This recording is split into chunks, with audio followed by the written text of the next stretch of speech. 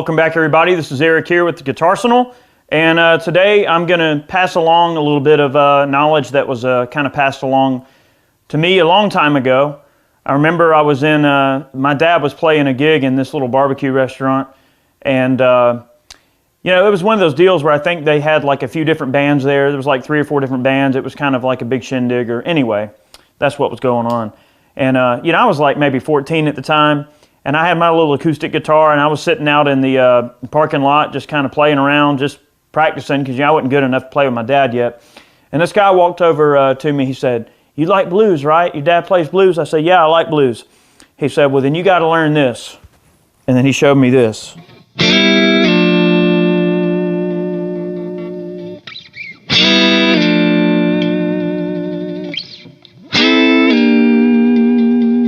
Those triads. And that's what he said. He said, "You got to use those triads." That's what he told me. And then I took that and sort of, you know, made it my own and experiment with different things, which I'm going to show you how to do it. It's real easy. It's a blues movement. It's used in blues music, and it's used in country too. If you listen to some of the, I don't know, sort of like swing country and a little bit, they use a lot of those kind of movements in there. You may hear, if I take that type of triad there and I change it up a little bit, I might go like a...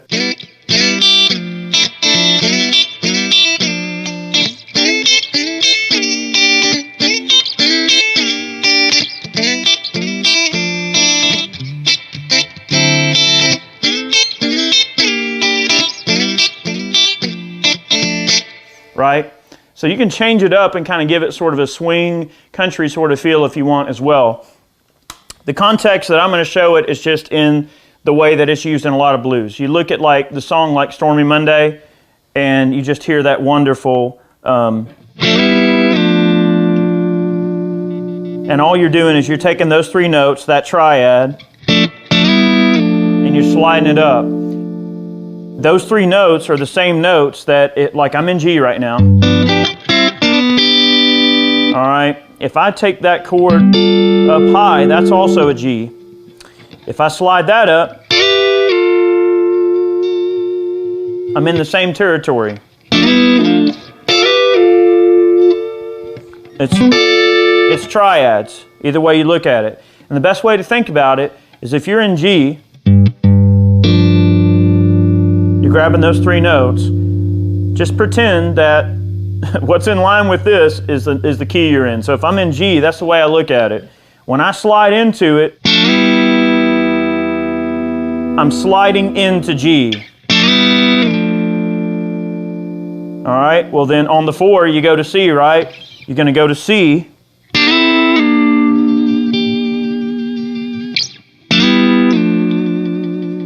Then the turnaround, you're going to go to the 5, you're going to go to D, then the 4 back to C, and then back to G. It's just a great way to add a little flavor into a blues tune and use it in kind of a nice passage sort of way. And it's a very, very important triad to know in country and blues music. And again, just like we mentioned up here in the G position, in the lower register, and the higher register, you can kind of vibrate your hand and get just this nice effect on the strings. The same way that I did that with the G root note being on the A string, right? I can do the same thing with C. When I'm going to the 4 and I'm on the A string, well, guess what? I've got that same shape right here. But now I'm in C. So see, it's real simple if you think about the way that you organize it. The triad's the same, the notes are the same, it's just the position they're in is different. So the way that you would mix that up is by, let's say I'm in G and I'm doing, you know,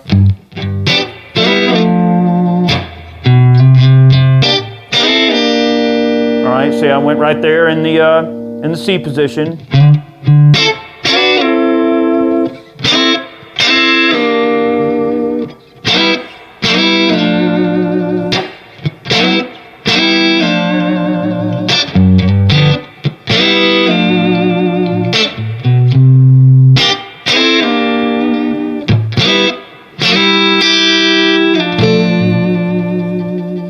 See how I went in there and I slid that up.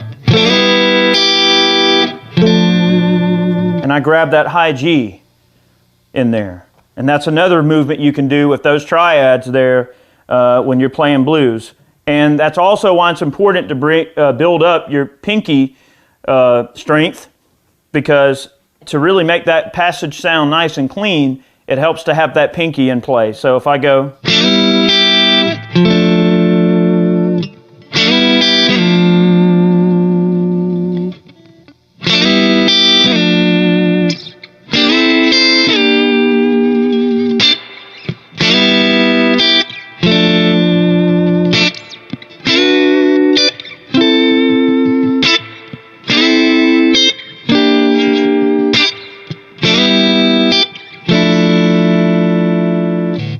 And after you learn where that triad's at, you also understand that you're also in those minor notes. So see, if and I'm giving away some secrets here, guys. If I look at that C shape, I've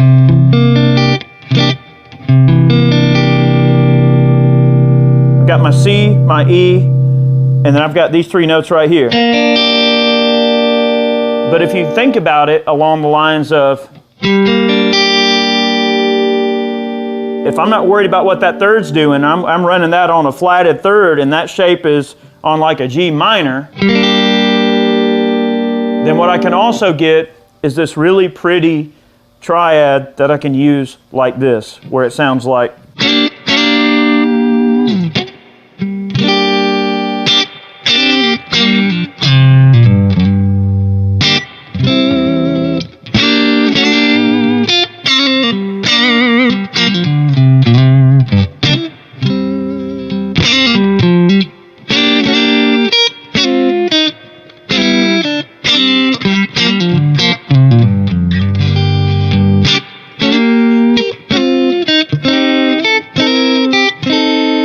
See, so you're still manipulating those three notes, but you use it in a different context. So instead of going, I'm using that high note being a G, and I'm playing in G minor. I can take that same triad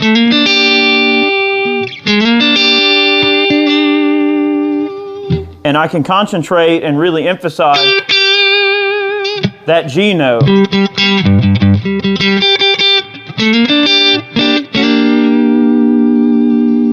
And I can do that in a way that I can't take this.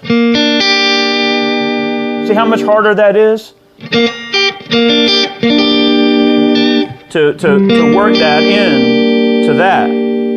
Now, some people might go, you know, kind of a...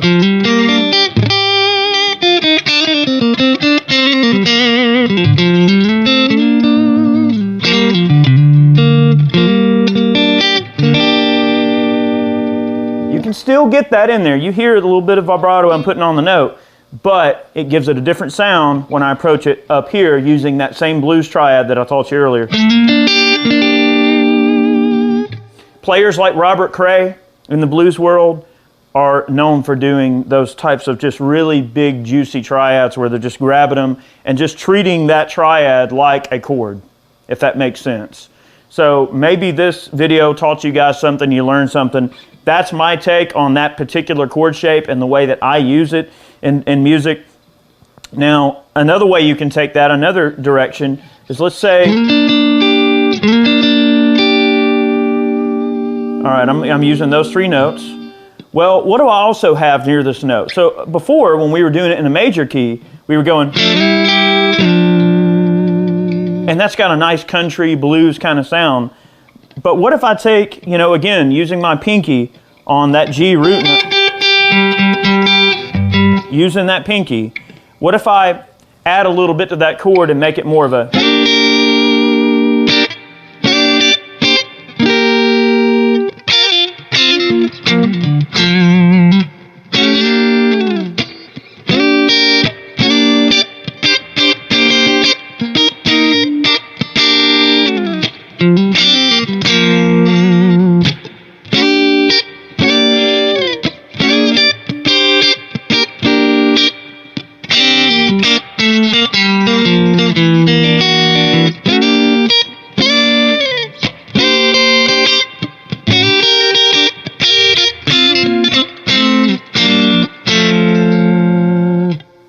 See what I'm getting at? So then you start to understand the stuff that's around that triad, and depending on the way that you organize those notes and how you use them, I can use that same triad for minor, minor key, jazzy kind of stuff, or I can use that same triad in a major song. And because the way the pentatonic scale was set up and the way that blues and rock sounds to our ear, it just makes sense to us. So hopefully, I mean, that was a bit of guitar knowledge, not all of that. Some of this stuff I developed over a course of many years and just training my ear to listen for it. But that's a piece of knowledge that I was passed along for free from somebody who just wanted to help me out as a guitarist. So I'm just doing my part to pass along that bit of knowledge that was given to me for free.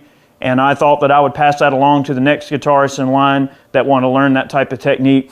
Take that and make it your own. Train your ear to know that movement and the way it sounds. And you can make it sound really, really clean, depending on the way you do it. Don't get frustrated because it is an odd hand movement, especially if you're a beginning guitarist. It's a very odd thing to do, but with a little bit of practice, you can definitely get it. So again, one more time.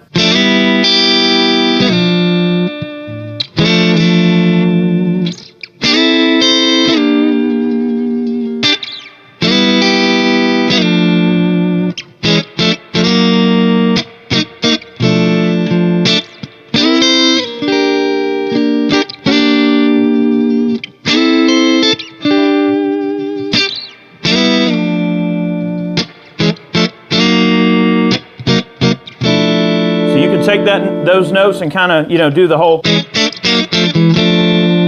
You can change that around all you want, and that is just a really awesome technique that you can use there. So hopefully you guys learned something from this video, and hopefully you were entertained, and maybe I provoked some thought in your little minds.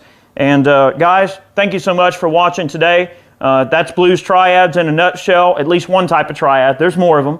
But that is a very useful one to know and a very important finger position to get the hang of, because as I demonstrated, it gives you a lot of flexibility in a lot of different styles of music. So take that for what you will, use it if you want. Guys, we post every Monday and every Friday. Thanks for following us today. We hope you enjoyed today's video. We'll see you next time.